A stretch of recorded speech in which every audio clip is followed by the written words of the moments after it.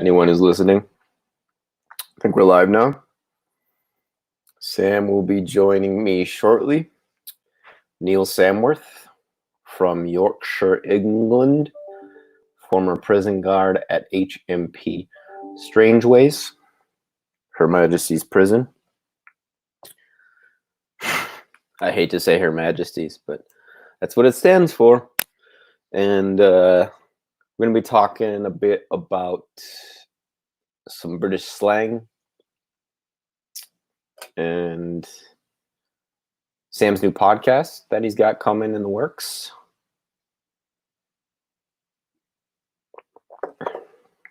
Let me just plug this so people know to join.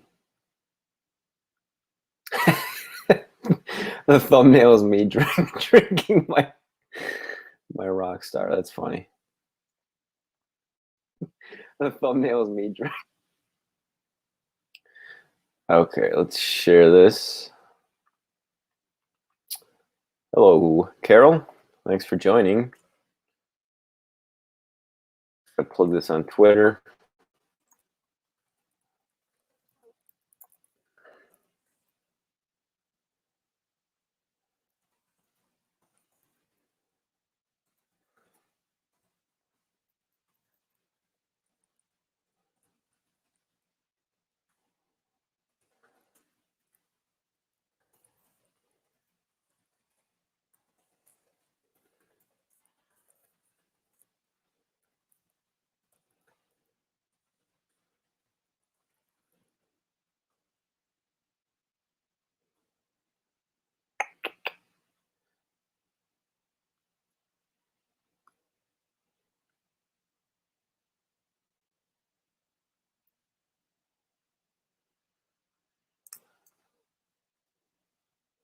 If anybody has questions for Sam, please put them in the comments.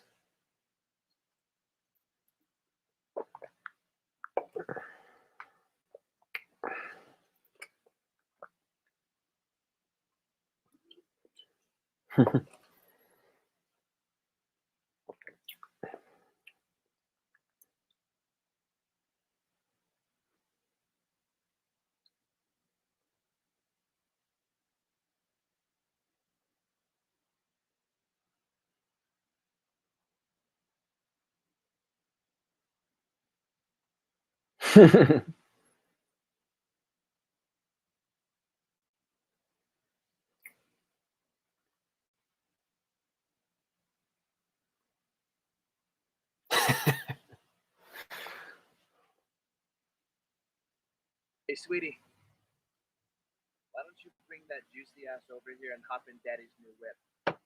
Excuse me? He's talking to me.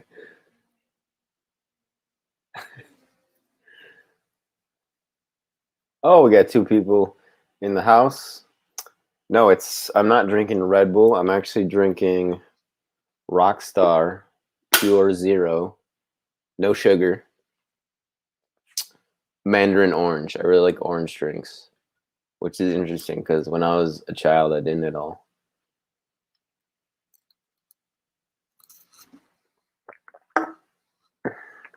Just got to top that off. It is almost 1 a.m. here in the Midwest, broadcasting from Midwest, USA. We'll be linking up with Mr. Samworth pretty soon here. And if people want to just plug in where they're from, I got a couple people in the chat. I haven't been getting the notifications for your shows. Yes, you are not the first person to say that to me, Carol. There's been quite a few people, and I think at least one person got unsubscribed for some reason. But it's definitely an uphill battle in that sense because of the nature of the topics that I discuss, as well as the people with whom I discuss them as well. guys like Charlie Robinson are extremely censored, Ryan Dawson, etc. I think you guys know. But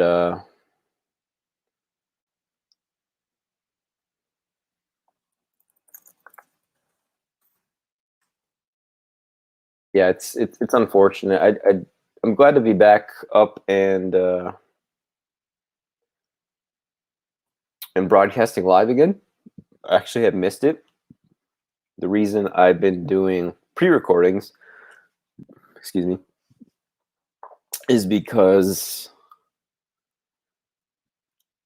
it just allows me more control over the broadcast in case there's something that someone wants to edit out, but that pretty much never happens. So, but honestly, the reason I like it the most is because I can add my intro and my outro, which I really like as well. So definitely excited to be back and live, broadcasting live. Hope you guys, and well, I know you guys, there's definitely a few people that really enjoy the live feature and doing live interviews as well. So you must be on the East Coast, Carol, if it's East Coast somewhere. So we got at least one person tuned in, but pretty much everybody's asleep right now, except maybe people on the West Coast. But I don't have too many viewers from there, if at all. Don't announce it ahead of time. That's funny. I did get notified my email, but interestingly enough, I did a broadcast, I think it was last week, about Donald Trump, and I didn't get the email until probably 10 minutes into the broadcast. 10 or 15 minutes, I couldn't tell you exactly. But that was the first time that I had ever seen it not notify me whatsoever. And I think it was because I had Donald Trump's name in the title. So definitely going to be asking questions to Mr. Samworth, Big Sam, about his new podcast that he's plugging, and some more UK slang that I'm unfamiliar with. And I actually have a couple more questions about his time in prison, and one particular question about Mr. Danny G, the infamous Danny G. I'm in the Midwest, Carol.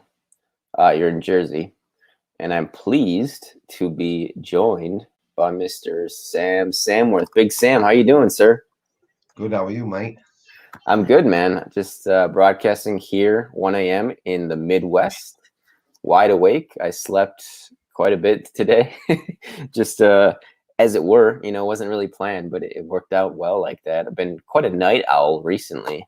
So, it works out well. But you're just starting your day, aren't you, Sam? Yeah, that's right. Yeah. Got your coffee? All good here. Yeah. Got me big pot of coffee. Oh, nice. There you go. And that's, I think, Groot, right, from Guardians of the Galaxy, I believe his name is. And we can, well, I actually, if you want to talk, Sam, about your new podcast, I think we could do that, because I knew you got that in the works. And then I had a couple more questions about UK slang that we didn't get to last time. And then Sweet.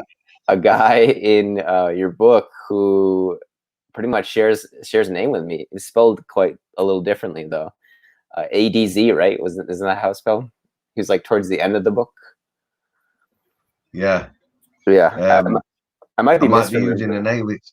I might be using an alias then. I'll have to think on, but if you give me the usual clue, I'm sure we'll get there. Okay. Yeah, I didn't mark it, and I couldn't find it. So if I do find it, I can bring it up now. Otherwise, we can do that next time too, because I'm sure the slang might take up some time. But what have you been up to, sir? Because Sam, we haven't talked in probably a month now, I would say, something like that. Not since I left commie country. Commie country. Are you settled in now? Yeah, I'm pretty much settled in.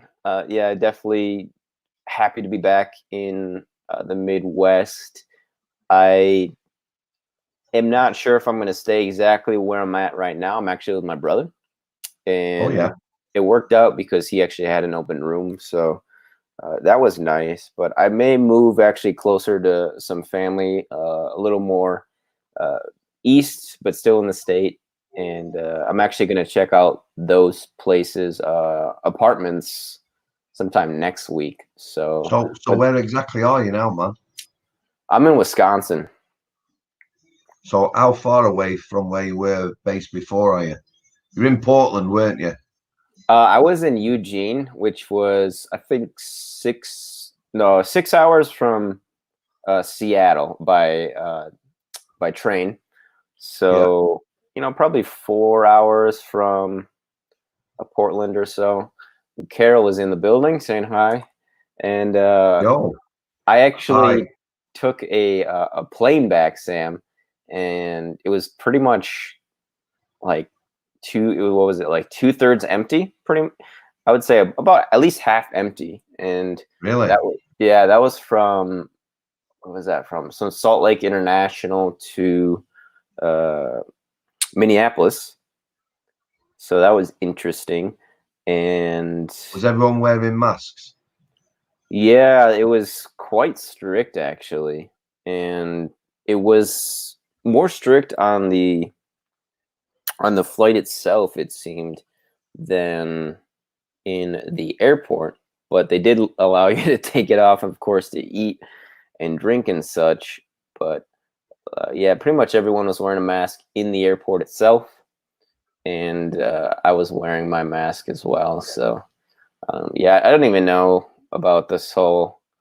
I don't know what do you think about this whole pandemic? Because I'm sure things have changed a bit in England Okay, since we so talked last.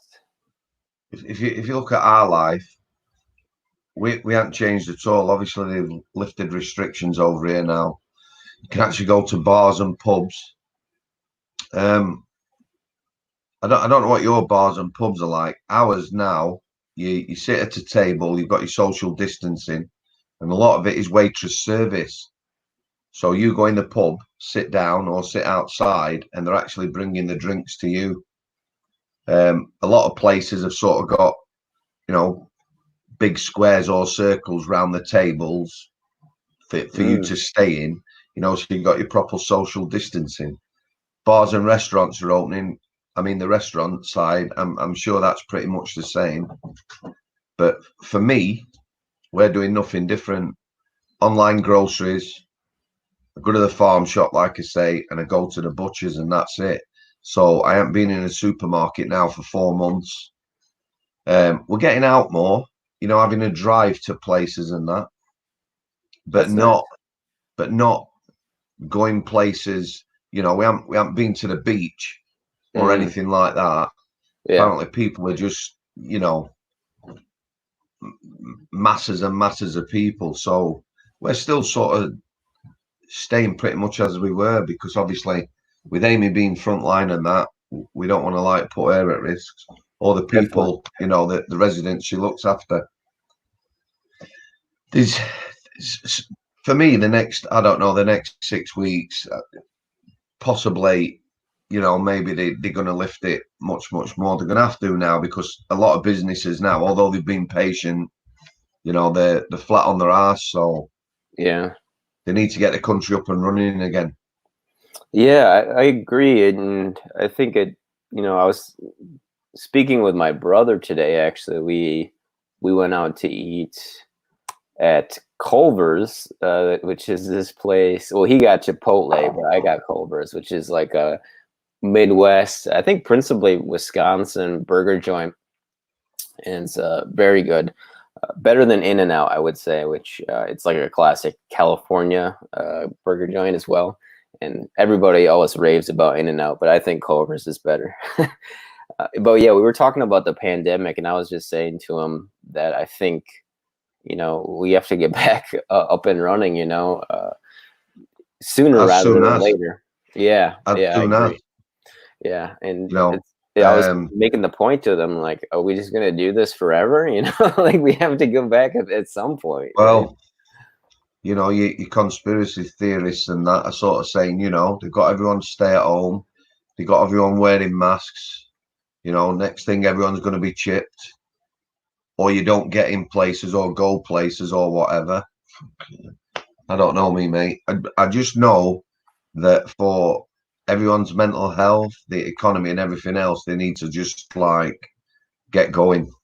Yeah. We got a question here, Sam, from Carol. She says, masks are supposed to prevent the virus from spreading. Why did they release some prisoners? Prison is a dodgy one. We've said this before, Ade. People complaining about prisons being locked down 23 hours a day and that, and people not being let out. That is lockdown for a prison. It'd be very difficult with the amount of staff they've got to give much time out of cell for anybody. I think, although I'm not saying it's good for people's mental health or well-being, I think the actual deaths in our prison, because they were forecasting up to 800 deaths. I think the deaths is below 30. It's around about 25. I know from the prisons where I'm talking to people, the people who have died were like older people with multiple underlying illnesses, and the prison staff saying that that's a combined figure with prison staff. I know one last blesser who died from it, who worked in prisons, and she had been unwell for a long time. Still upsetting for the families and that. But if you look at under 30 deaths when they were predicting 800, and all walks of society, it's hit, hasn't it? Yeah. Particularly the care homes and things like that. So they could have released a lot more prisoners. I never thought they would. It's very difficult to just suddenly let 4,000 people go. When we're in a situation like this. So you were actually expecting more prisoners to be released? No, I wasn't expecting any to be released. Oh wow, okay. I think the public, other people fare up the ladder. Maybe people have something to do with prisons, prisoners' families, activists, reform groups. They all sort of presented this. Well, we can release 4,000. I didn't believe they would release any. Not at this time. So. Yeah, because I know in New York, well, everywhere really, and I think particularly in the United States, because we just incarcerate so many people that the system is like backed up, like just really plugged up and slowed down because of the pandemic. So everything's taken way longer than usual. And I know they did release quite a few prisoners in New York and some of the bigger cities, especially, which has been a bit controversial, depending on the prisoners they released. And I was talking to this guy from Canada. His name is Cody, and he was telling me that in Canada, they weren't releasing people with drug offenses, but they were releasing like people with sex offenses, which is I just don't get. Listen, drug offences, right? You've got that many people locked up in states for like dealing weed, cannabis, or whatever you call it. It's a joke. Yeah, it's being decriminalized in a lot of states and that. Okay, if it's the big wigs, the people who are making millions who are getting locked up, but it isn't, is it? There's a lot of people, a lot of youngsters, a lot of women locked up for having what you could probably call personal use in their possession, which is a bit of a joke for me. Yeah. Especially now it's getting decriminalized in a lot of prisons. I mean, not in a lot of prisons, but, in a lot of states in America. Yeah. So, yeah, and that's the people voting that. to make it, decriminalized and legalized. And I think that's one positive thing about a place like the Pacific Northwest is their kind of liberal attitude towards drugs. But at the same time, you do get those kind of radical leftists, as we see with Portland being, that like an Antifa and really a communist stronghold for that group in the United States. And stuff's popping off tonight again in Portland. I was looking on Twitter, and there's what appears to be secret police, or I guess the best description for them would be just unmarked. They got no markings on their uniforms or their vehicles, and they're wearing all black. And it's concerning to me that that more like everything just gets so politicized, and the only people who seem to be concerned about something like that are the left, the people on the left, like the liberals, because I don't know, like any conservative accounts that I'm following on Twitter, they don't say anything about it. And it's just like, I don't get it. Like, at what point do you start to get concerned about? Do you not think that what's going on in Portland's been going on a long time, hasn't it? Before the virus and that, Portland has always been sort of, I've seen loads of YouTube videos and stuff like that where protesting, stopping people going down certain roads. Generally, people who aren't in charge of anything, who are like sort of self-appointed, whatever you want to call them, telling people what to do. Let's just say, how many, roughly, I know it's a very thing, how many people do you think in Portland are out protesting Antifa or whatever and are actually causing problems? Round figure, 1,000, 10,000? I couldn't say. I don't know. Okay, and how big is Portland? It's quite big. It's what is it? I don't know. Let's look it up real quick. I would imagine at least 1 million in the greater metropolitan area. Okay, so let's say 10,000 people. Is 10,000 Antifa members causing trouble? Yeah. Okay, so we got 655,000 about in the city. Right. So there's a massive silent majority, isn't there? Yeah, for sure. Yeah, so I think you're right. So the alternatives are, I see your concerns. I see how your brain thinks. For me, this is how I'm thinking. If I'm a conservative, I'm looking at all the trouble and bother, and if somebody is trying to do something to sort of weed out the ringleaders, because I'll tell you what, if they arrested 50 people who have a voice and an influence, then I think it'd calm down a lot. Mm-hmm. In this country, we go back to the miners' strike. That's a long time ago, yeah. Obviously, our government at the time was doing things. The mining industry in this country was massive. So the mining union and the miners decided they were going to take the government on. It was a bad time. The coal stocks in this country were massive. So the miners could have gone on strike for 12 months and it would not have affected the economy of this country. It was a bad time to go on strike and bad planning. But I know definitely that the police infiltrated the picket lines and that. They were dressed as miners. The thing is that people come from all over the country. So in Sheffield, where they had a massive battle, and there was a massive picket line, if you worked in Sheffield, you could be talking to a copper dressed the same as you and you wouldn't know, because miners come from all over the country, to sort of hotspots.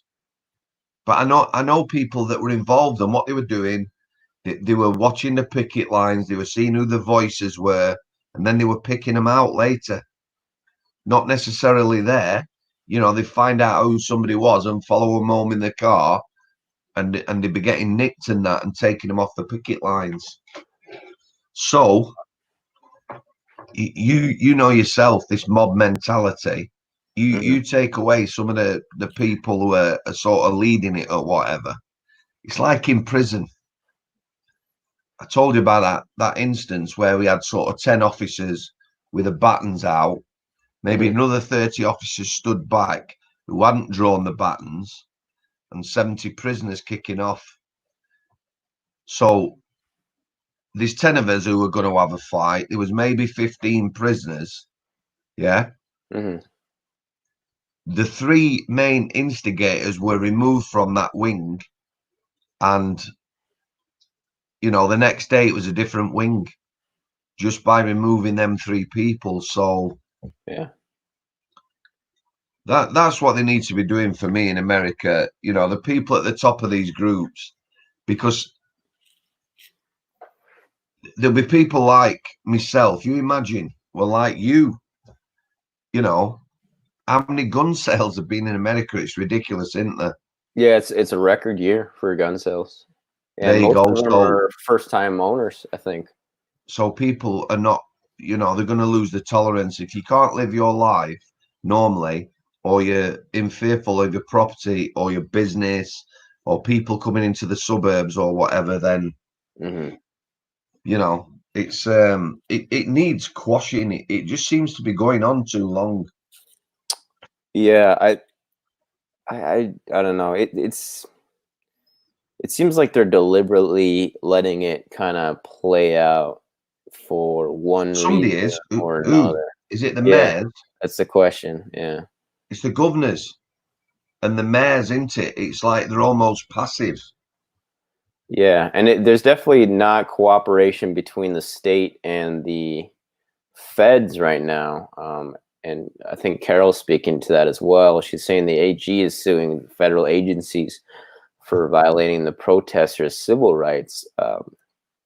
And, I don't agree at all with the burning of the mom and pop shops, especially because it's quite devastating for, individual business owners to rebuild that. Like I saw this interview of I can't remember, I don't know what race he was exactly, but it was an Asian man who's owned a clothing store in Minneapolis and then just got looted.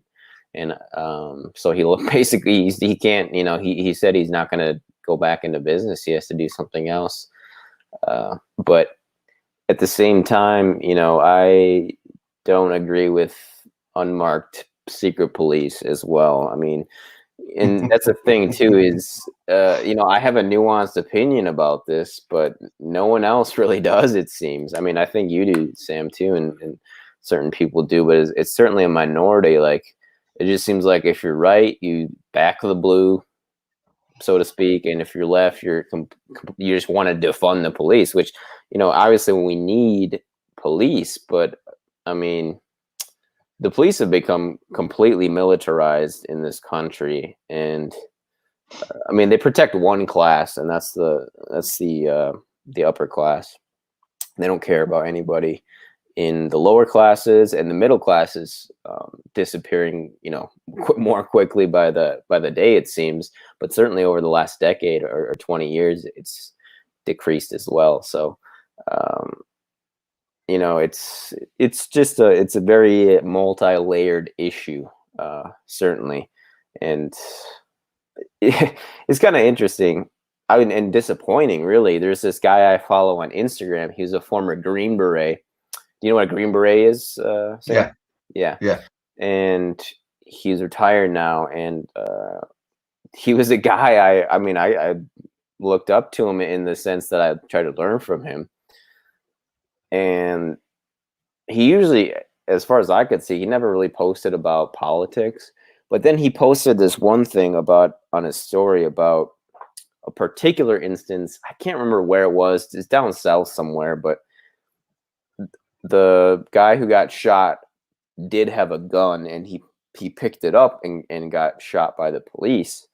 And I do think that is justified. But my problem with him was he doesn't say anything about, the abuse, the police brutality, which is by far the bigger issue, in my opinion.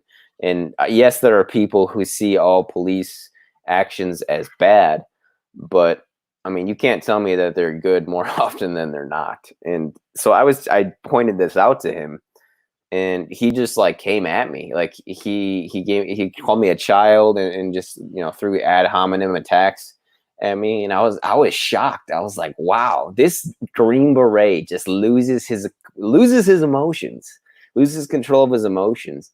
And it just showed to me how people, they almost decide their viewpoint and then just stick with it no matter what, Do you know what I think it is?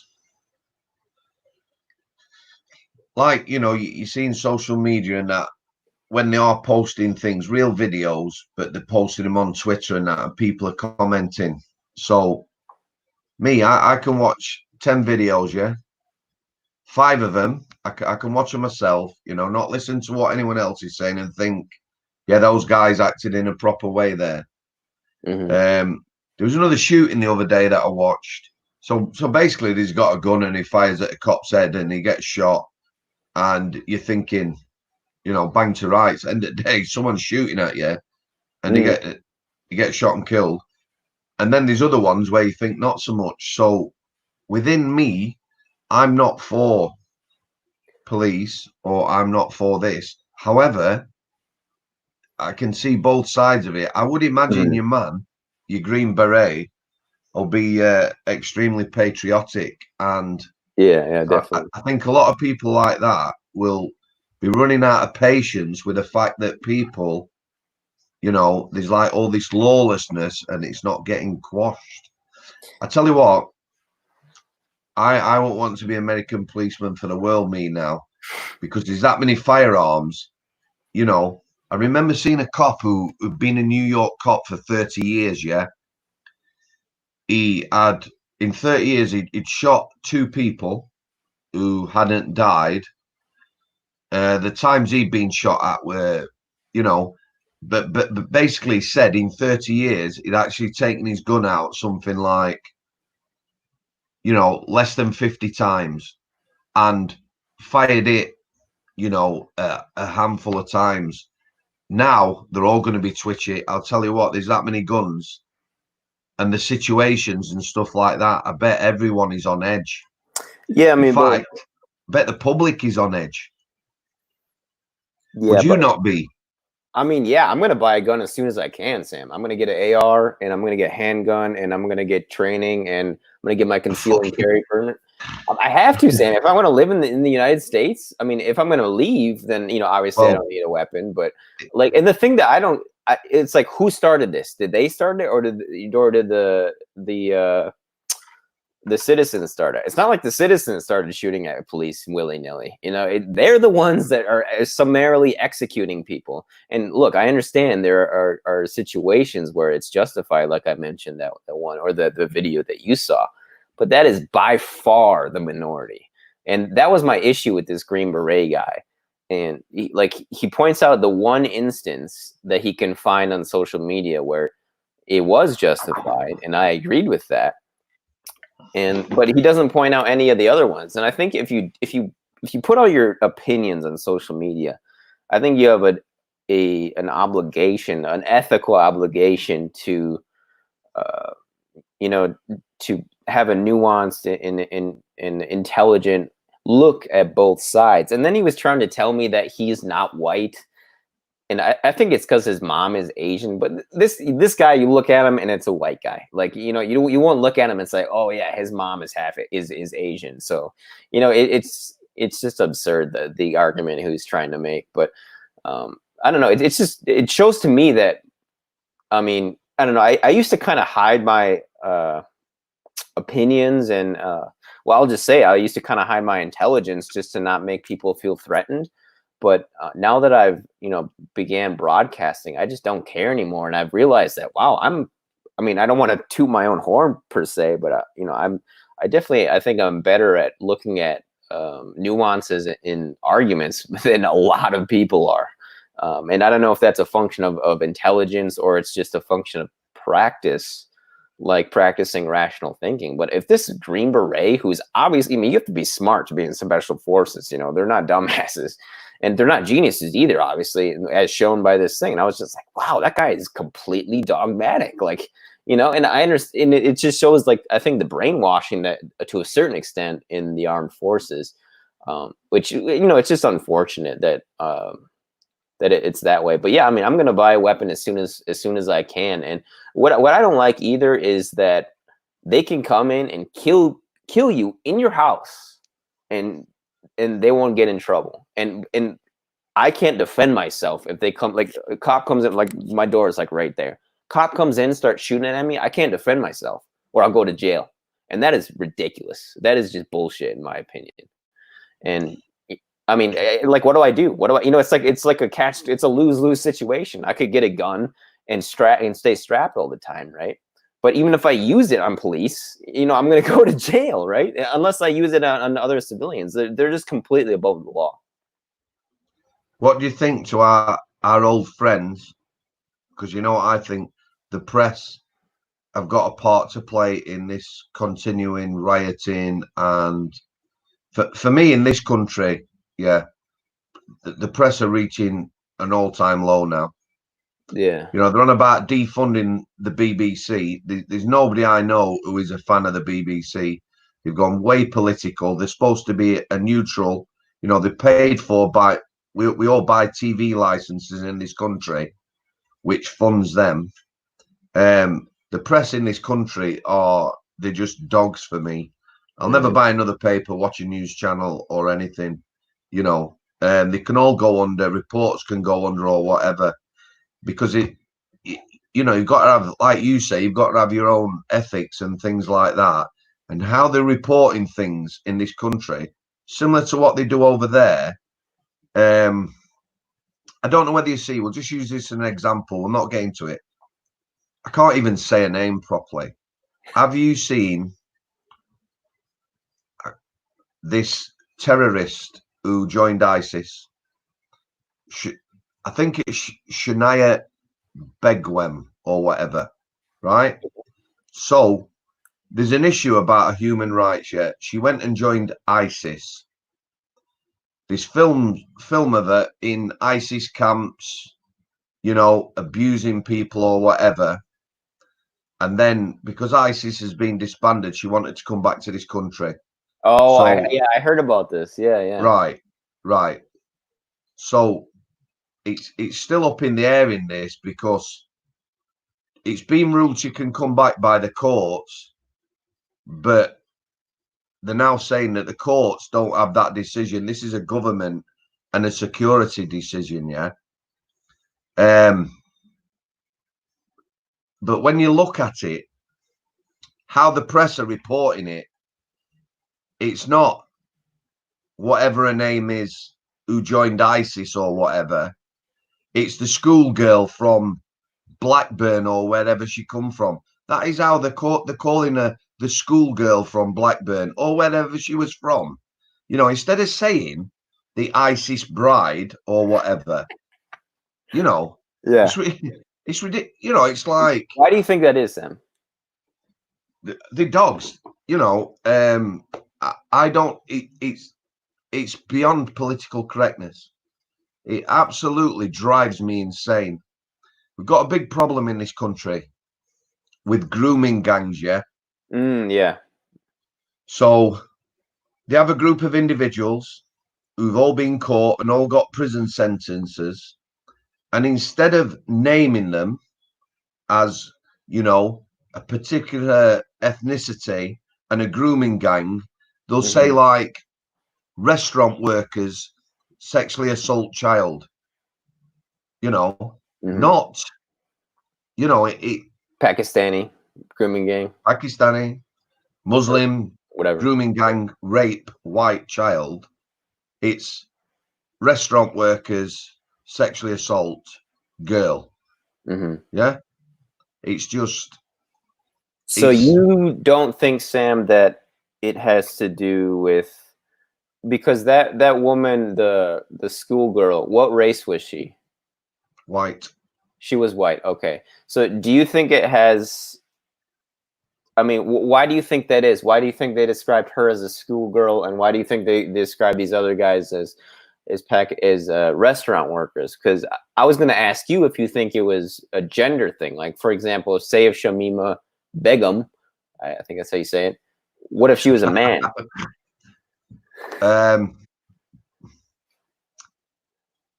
At the end of the day,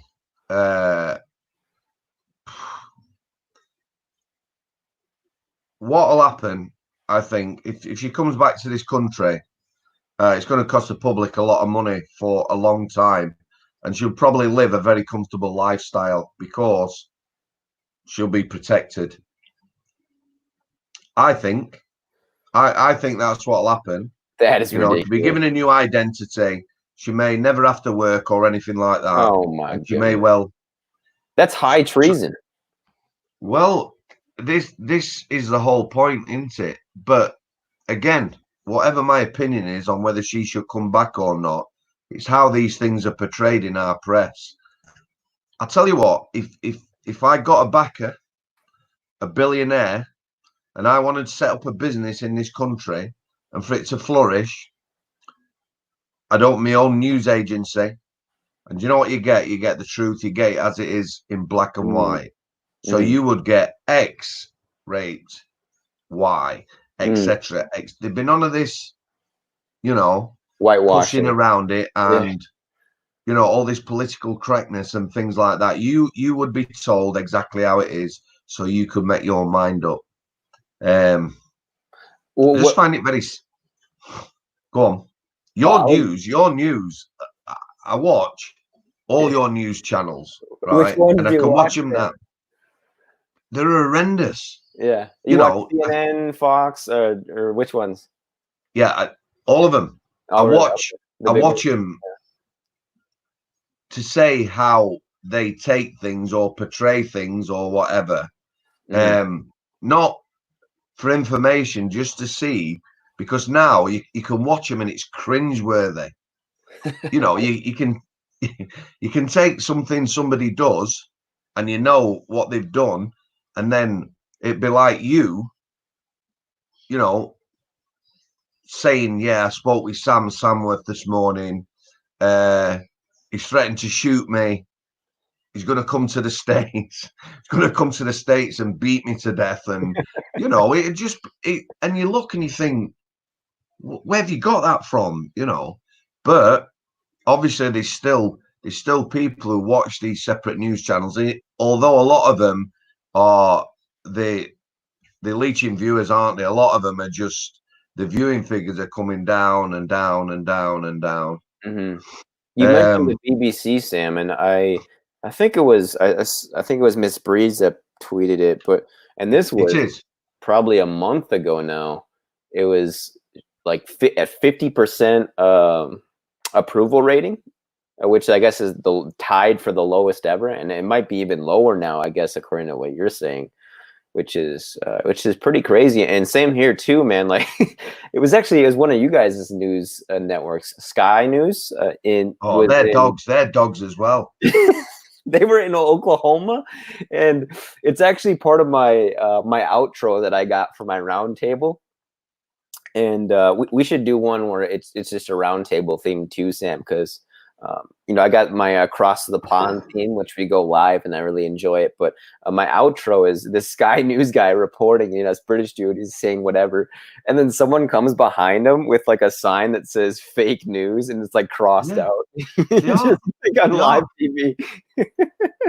Listen, I went on Sky News, in 2018 when my book come out. Oh wow, okay, how was that? I went to London. And I actually did an interview on Sky News about the book, and one of their the guy who's always interviewing, Adam Bolton, interviewed me. And I was on Sky News 10 minutes, and he didn't he was asking me he didn't want to talk about the book. Basically, he wanted to say whatever it was. He wanted to say that, what he's thinking is that book. I'm not listening to that book. Prison's right. It's perfect. You're anti-establishment. I'm for the establishment. It was only a 10-minute interview. But I talked over him. You know, he'd ask me a question, so I'm thinking, I'm going to answer my question. So I'd start answering it. He didn't like my answer, and he was trying to shut me up. You could see him trying to, and I would just carry on talking. And like I say, it was only 10 minutes long. I think they actually showed about time, though, for a Sky News interview. Oh yeah, it is. It is, yeah. But when I come off, the last from Pam McMillan, who she looked after me when I was in London. She was really good. She was laughing. She was proper. She says that was so funny that she says you could see him, you know, trying to shut you down and ask something else, and you could see you like, no, you've asked me this. I'm going to answer this question, and that's just on a subject matter like that. You know, they weren't. He's asking me questions, but he didn't want my answers. Yeah. You know, it's almost. I went on a program called Granada Reports, which is a news program. So in the Northwest, Manchester, Oldham, all around that area, it's like their local news. We have a different one in Yorkshire, and they were the same. There were two people on. That was quite a long interview, and it's when the prison officers went on strike. And again, when I saw one of my mates, he says, I saw you. He phoned me up he says, I saw you on Granada Reports. He says, they didn't want you to speak, did they? I says, they didn't. They were doing the same thing. You know, they didn't sort of say, this is ex-officer Neil Samworth, here's his book, Strangeways. It was like, prison officers going on strike's not helping anything, is it? That's how they just come at you straight away. And it just made me laugh, you know, and that's even something like that. They don't want people to answer questions. You know, they're asking you charged questions, but they already have the answer. They don't want you to, you know, it's almost like they want you to follow a script or whatever. Yeah, like it's theater. I was going to say that earlier when you mentioned our news. It just seems like theater, a lot of it, and like you said, it's quite scripted. And are there recordings of those interviews anywhere, Sam? Do you know, or did you have YouTube? Right, on YouTube, there's a lot of people I follow, Americans, that I like watching. Both sides. There's conservatives, and there's people who I feel are neither, but who are getting labelled now. Yeah. You know, I like watching like Jordan Peterson's. Oh yeah, he's great. You know, the guy. I look at him like, you know, I can see somebody now. I can't think of his name, but a lot of them are getting. You know, they're trying to sort of shut them down. And yeah, I know Stefan Molyneux got kicked off. Yeah, he did again. Another guy who looks at something. You know, looks facts and statistics and tells you based around facts and statistics. But because his subjects are seen as controversial, you know, when you know, I've seen him talk about Muslim grooming gangs, facts and figures, not I don't like Muslim people or that sort of thing. Right. And like you said, they try and shut him down, because it's, you know, he's not following a certain narrative or whatever. There's a lot of people on YouTube that I follow who just look at things and give you the facts because they're getting distorted. You know, who else do you follow, Big Sam? Because I'm always looking for new good outlets.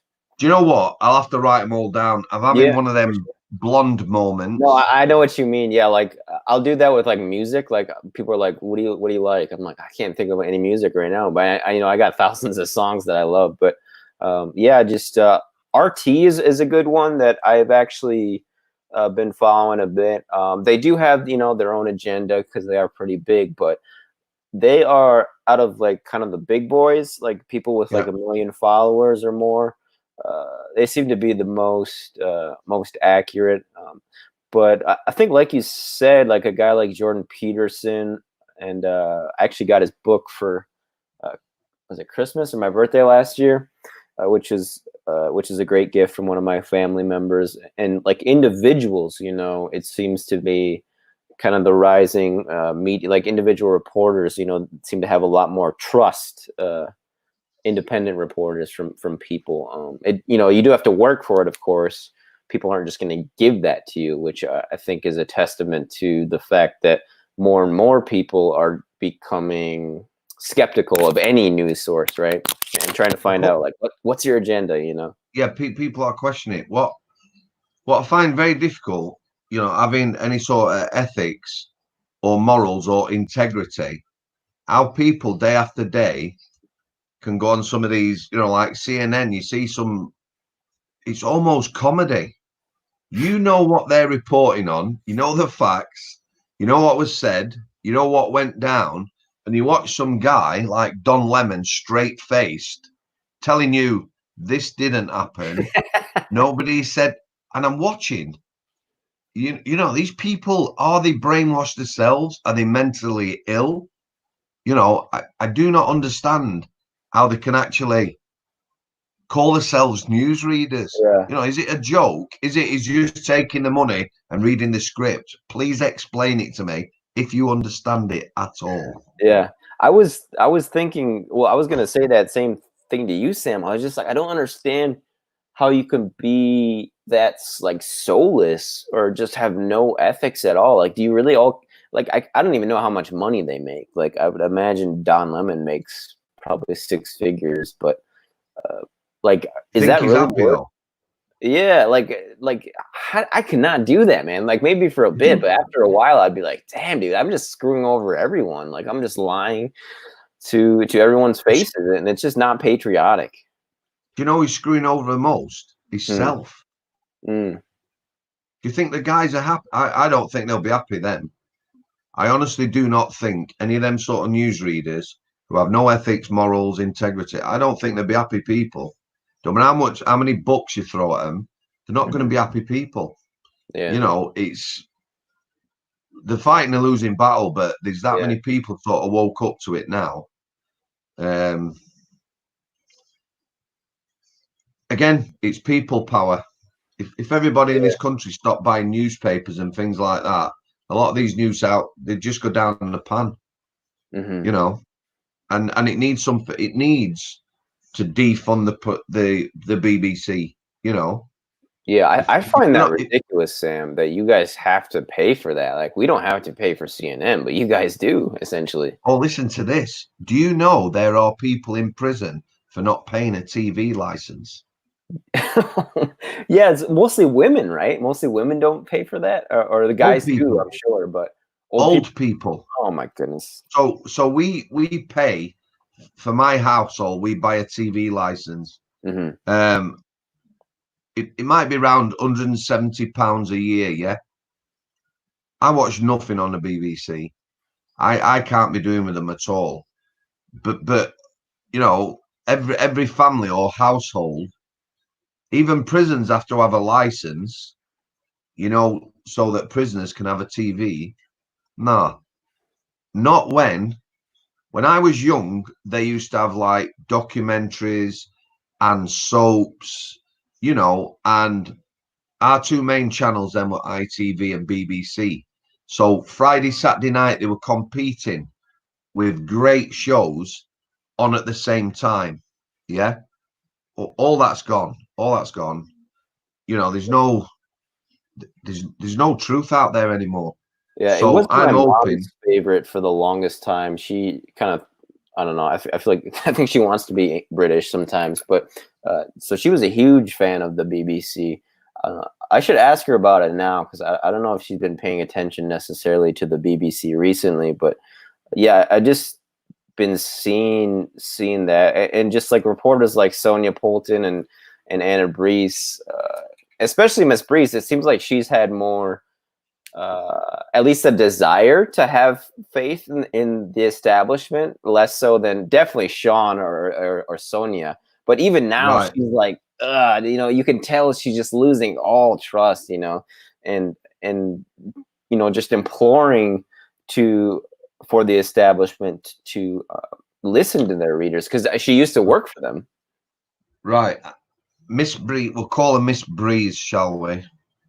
So I like her. She's doing a good thing. You know, she had her own ethics, morals, integrity. She couldn't carry on working for a company that support people like Jimmy Savile and that, yeah. Mm-hmm. However, I will keep following her. When people kick off about the BBC and reporters, you know, she's sort of saying, you know, you can't call all reporters scum or whatever, right? She's almost defending her profession. However, if you're a reporter and you're going along with like a narrative, yeah, you're not being wholly truthful, you're assigned to one political, you know, she needs to let that go. It's like me with prison officers, yeah. I would never ever say that all prison officers are good. They're all model citizens, they're all professional, because it's not true. Mm-hmm. And on the same score, saying that that reporting is a good profession and you can't sort of come down heavy on reporters who aren't reporting the truth or whatever. Well, you know, that their job is not to distort the truth or be politically motivated, is it? It's to inform me and you, the public, of true facts and report on truth. So, you know. Yeah, I agree. And I do think she's doing fantastic work, I have to say, and has been for a while. I do get, you know, inspired by her, and I do think she's a trailblazer. That being said, I don't know if you saw her interview with Robbie Williams, since we're No, I speaking haven't. about her. I thought it was a huge missed opportunity. I mean, you could watch it if you want, but I don't think it would be a good usage of your time. It's just, you know, they're kind of talking around the core of the issue, which I think they're trying to talk about, you know, sex trafficking and pedophilia in Hollywood. Yeah, principally. I haven't seen it. Mm-hmm. I saw it advertised somewhere, or I'm gonna go and have a look. But like you said, if I get 10 minutes into it and it's not addressing it, then Yeah, you I know. mean, she called him a whistleblower in part 2, and I actually made a reaction video to it. I was like, you know, I just had to stop watching at that point. Now, I did finish the interview. You know, I watched the rest of 2 and then 3, but man, it just seems like a huge missed opportunity. I was like, man, if I got an interview like that, I would be, you know, like you get in the ring with, you know, some guy who's out of your league. I'm not going to pull punches, you know, like, you know, Yeah, especially a guy like exactly. Robbie Williams. You got to like, you got to put his feet to the fire a bit. And I don't think she did that. But, Sad. yeah. Sad. But, again, she's doing great work besides, and she is a trailblazer, I have to say. But yeah, I don't know if you want to go further with this media thing, Sam, because it's such a huge, you know, it's so powerful. It's just so strong, the impact the big media has had on our lives, the legacy media, as some people call it. And we are seeing it disintegrate before our eyes this year, in 2020. Finally, I think it's coming to a head. And my only regret is I didn't start broadcasting earlier, because you know, guys who started in 2015, they have 100K now, like 100,000 Yeah. followers. And this guy who I interviewed actually last month quite a few times, Mr. George Webb, he got nuked as well. He just got his channel completely deleted by YouTube, so he lost. Really? Yeah, he lost all his comments. He had his videos backed up, which was good, but he really liked the comment section, that he could go through and annotate and stuff. And, you know, I was a little bit skeptical of some of the stuff he was telling me, but you only get flack if you're over the target, right? You know, you don't get shot at if you're 20 miles away. And it just makes me like really suspicious. It's like, okay, I think George might have been onto something. And you're seeing that But more and more, especially the last couple weeks. it likes that. Some of the more comfortable interviews I've seen have been some of the best ones. You know, where people have sort of challenged Jordan Peterson. The thing about Jordan Peterson, for me, is a very reasonable man. Yeah, You know, he's super smart. behind everything he does and everything says, there's reason. Yeah. You know, and he gets quoted a mislot, and people try and challenge him and that. But you know, he just sticks to his guns. Yeah. You know, like, he's not. it was one of your girls' reporters. What's her name? Kathy Yeah. Neal? No, I know the one you mean. I know the one you mean. What network is that? I can't remember. That's not Sky, is it? I can't remember. It might have been the BBC. Yeah. But you know, again, you. yeah, again, you know, it was a crap interview because she'd obviously got an agenda.